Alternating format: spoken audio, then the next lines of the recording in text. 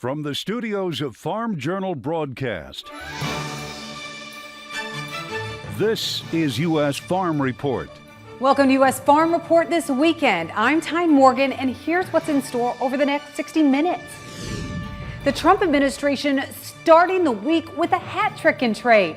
I think being able to expand market access wherever available and whenever it's available is always a game changer. But the deals didn't stop there. The latest on what the White House is calling an historic week on trade. Pollination problems continue to pop up. It's the worst that you've seen, Mark. So one of the fields that I was in, it was about 80% of the ears, and it was probably in that 25% of the ear with poor pollination. And it's not something you can see from the road, which means USDA's crop conditions ratings may be misleading this year. And how and when will farmers make money on 45Z? That's this week's Farm Journal Report.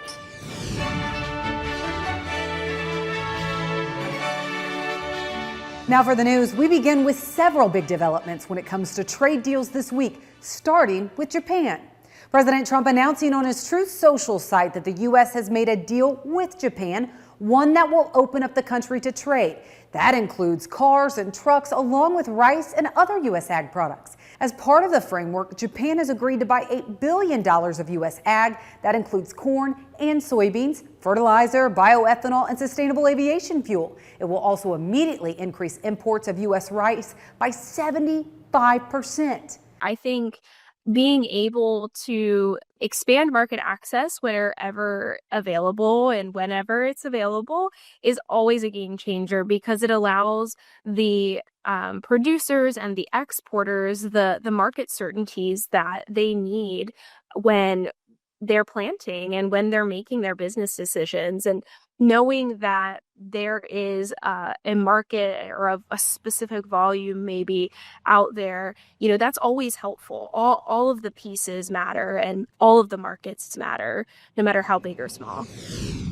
A big announcement that could help the U.S. beef industry. Australia saying it will ease restrictions on beef imports from the U.S. U.S. beef has been restricted in Australia since 2003 due to concerns over BSE. The country's ag minister saying in a statement rigorous science and risk-based assessments was done, and it concluded that U.S. measures to monitor and control the movement of cattle meant biosecurity risks were being effectively managed. The National Cattlemen's Beef Association calling the announcement a win, saying that over the last 20 years, Australia has used countless tactics to delay implementation of the U.S.-Australia Free Trade Agreement, and that prevented any shipments of fresh or frozen U.S. beef from entering that country. Meanwhile, it says Australia has been able to sell more than $28 million of beef in the U.S. And the deals, well, they didn't end there this week. We're learning more about the deal that was announced with Indonesia last week. The White House releasing a framework on the agreement saying Indonesia will eliminate 99% of its trade barriers for a full range of U.S. industrial products, along with U.S. food and agricultural products exported to the country. The U.S. will cut tariffs on products coming from the country to 19%. It says the U.S. and Indonesia will negotiate rules of origin. The two have also committed to address and prevent barriers to U.S. food and ag products in the Indonesian market. The U.S. Meat Export Federation, in reaction, saying Indonesia is a market with incredible potential, in which the opportunity for U.S. beef is estimated at $250 million annually, but says right now exports are minimal due to several trade barriers. President Trump also announcing a trade framework with the Philippines. It would impose a tariff of 19% on its goods, while American-made products would face no import taxes. The president making the announcement after Philippines president visited the White House. Their president is the first Southeast Asian leader to meet the president in his second term. He told reporters at the start of the meeting that the U.S. was his country's, quote, strongest, closest, most reliable ally, end quote. Marcos said the Philippines was looking to increase imports of soy, wheat products, and medicines. The president also announcing during the meeting with the leader of the Philippines he could soon be paying a visit to China. President Xi has invited me to China, and we'll probably be doing that in the not too distant future, a little bit out, but not too distant. And I've been invited by a lot of people, and we'll make those decisions pretty soon. That comes as Reuters reported on Wednesday that U.S. and Chinese officials will meet in Stockholm next week. And that meeting will be to discuss an extension to the deadline for negotiating a trade deal. U.S. Treasury Secretary Scott Bessent saying, quote, "I think trade is in a very good place with China," end quote.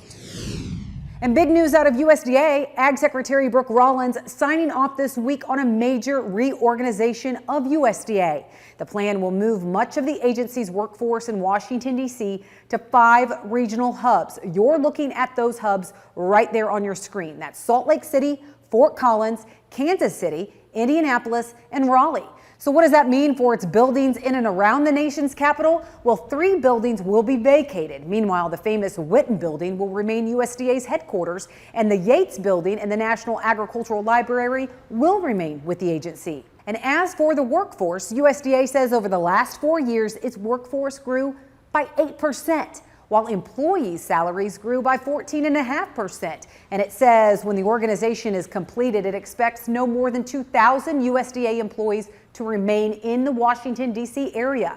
More than 15,000 USDA employees, or about 15% of its total workforce, have taken one of the agency's 2 financial incentive offers to leave the agency. And Secretary Rollins says all critical function of the department will continue uninterrupted. All right, that's it for the news. Is a break from the heat in sight? We have a check of weather coming up next. U.S. Farm Report is brought to you by Pioneer. Plant with confidence. Plant the #1 corn and soybean seed in the U.S. Pioneer.